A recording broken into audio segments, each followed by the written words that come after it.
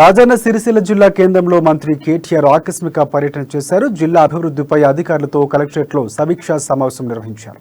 Double bedroom ఇండ్లు మన ఊరు మనబడి కార్యక్రమం పనుల పురోగతిపై సంబంధిత అధికారులతో మంత్రి కేటీఆర్ సమీక్షించారు. పంపిణీకి సిద్ధంగా ఉన్న ఇండ్లను లాటరీ పద్ధతిలో అత్యంత పారదర్శకంగా ఇండ్లను అర్హులకు కేటాయించాలని చెప్పారు.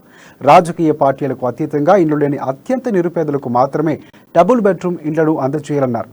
అనంతరం మంత్రి మన ఊరు మనబడి కార్యక్రమంలో పనుల పురోగతిపై చర్చించారు. తెలంగాణ రాష్ట్రం సాధించుకున్న వెంటనే దేశంలో ఎక్కడ లేని విధంగా అభివృద్ధి సంక్షేమ కార్యక్రమాలు చేపట్టామని మంత్రి తెలిపారు.